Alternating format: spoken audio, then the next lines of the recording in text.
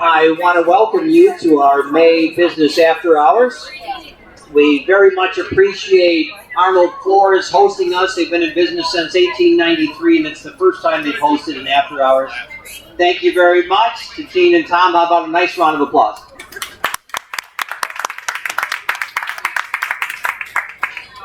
And Harry Tony's did the food, and we've got Homer Hops here, so please continue to eat and drink as you gather. Just a couple of things on the chamber. First of all, it's welcome. It's very welcoming for us to have you back in person again. Appreciate you all coming out tonight. I know we were going to have a very nice crowd.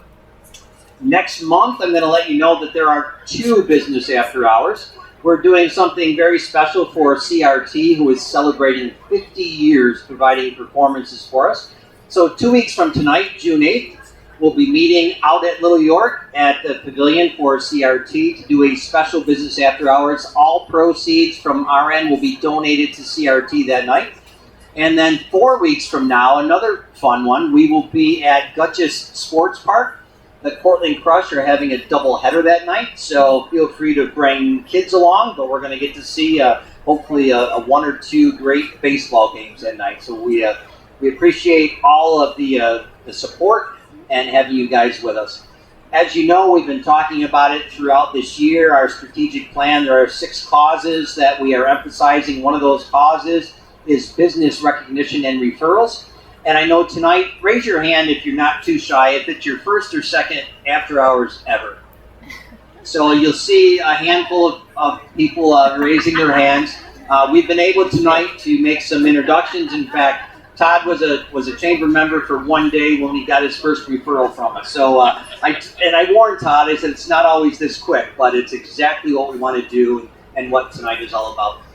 If you haven't seen it yet, there is a special fundraiser. Purchasing wine over here in the corner is going to get money donated to the Center for the Arts in Jim Hopkins' name. So we are thrilled to be able to be a part of that. Is Ty Marshall still around? Where did Ty go? Diane, do we have any idea where Ty went? He'll be right back. We're going to ask Ty to come up, and this is just off the cuff, but we wanted to share a story or two about Jim Hopkins. It was very, very sad the day that we lost Jim, and as I was talking to Ty and Sheila tonight, I said, you know, he's the one person I talk about where I get a tear and a smile at exactly the same time as we're all sharing stories about him. So while we're waiting for Ty, I am going to introduce Tom Quinn. Tom, come on up and have a few words about Arnold Florist, and you're welcome to introduce any of your team that you would like. Thanks, Bob. I appreciate it very much. Thank you all for coming. It is lovely to see you here. When we started this a few years, we didn't start this. When we got into this a few years ago, it was a real risk-taking adventure. And those of you that own small businesses realize that it's hard. That's what owning a small business is. But fortune favors the bold. So we had a moment of that with my brilliant partner, Gene, and we decided to take the leap. And it wasn't a blind leap, a bit of a leap of faith, but not a blind one. Arnold Florist has a reputation that goes back to what we thought was 1893. But when the researchers got into it, it turns out it was 1892. So we're old. And so we don't feel like owners of the business, we feel like stewards. And that gives us a sense of responsibility to the business that goes way beyond simply a thing that's going to make money. We really enjoy being part of the business community here. The legacy of Cortland businesses goes back a very long way. We're just very fortunate, very happy to have found this place, and with the brilliance and the strength of my beautiful wife, we were able to make it happen.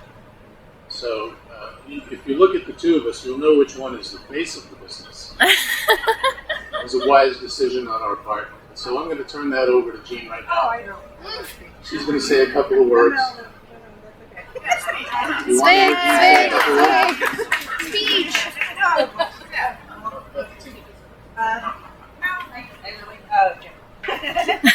Thank you all so much for coming. It's such a great pleasure to have you here.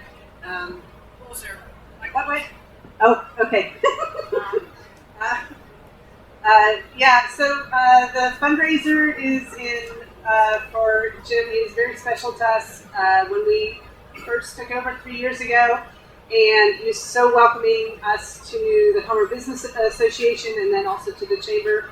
And so he is near and dear to our hearts. So if you could do that, we would appreciate it. And being a part of this business has been amazing. We have an amazing staff.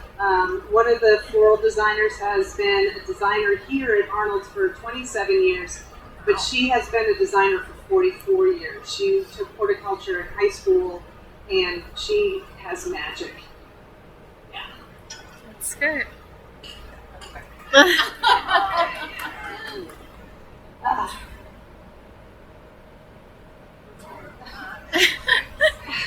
So anyways, it's been up and down. Sorry, with COVID and just taking this leap of faith, but seeing this today is just wonderful. Thanks for having us. Thank you.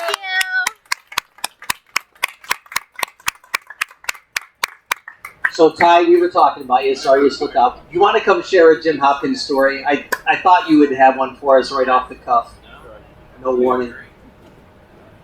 Thanks, Bob, and thanks everybody for coming and supporting the fundraiser for the Center for the Arts. We're always very grateful for that. I think the story I want to share is really more the essence of Jim, which was he was a community connector. He brought people together from every business, from every enterprise, and really connected us all. So I want to use that as an inspiration for us to continue doing that. It's been a tough couple of years for everybody. And I think it's important that we all stay connected, and the Chamber does a wonderful job of doing that for us, and staying in communication with each other, and lifting each other up. I think it's so important. And although I'm not as funny as Jim, and I'll never be, let's laugh together, let's support each other. Don't ever hesitate to pick up the phone if you need support from the center. We're happy to do it. We can help you in any way. And start planning at our tables of how to elevate our area and continue elevating it now that we're kind of exiting a rough 2 years. And so that's really my story, Bob, is that we really need to stay together. And it was a great loss for all of us. I still wish and hope that I could call Jim up and ask for advice, or ask me to introduce me to somebody, or get something going. But I think we could do that collectively as a community, a business community and the Portland community. And I'm going to inspire us to do that as we move forward and out of this pandemic. Let's work together. Let's figure out ways that we can partner and make each other laugh and support each other's businesses and thrive once again. And so, with that being said, you are welcome to check out the kitchen at the Center for the Arts. I heard Bob was telling some stories. Jim always told me that when it comes time, Ty, and you're going to name something after me, I want you to name the grease trap after me. I said, Jim, I could never do this. He said, no, that's what I want you to name after, because he helped us find a new grease trap when we needed it. And so it became a running joke, and I'm sure Jim had running jokes with all of you. And so that was our running joke. And so we did. We called up Steve, and we said, Jim, we need a special plaque, and it needs to be this size. And if you walk through the kitchen in the center, you'll see the Jim Hopkins Memorial Grease Trap.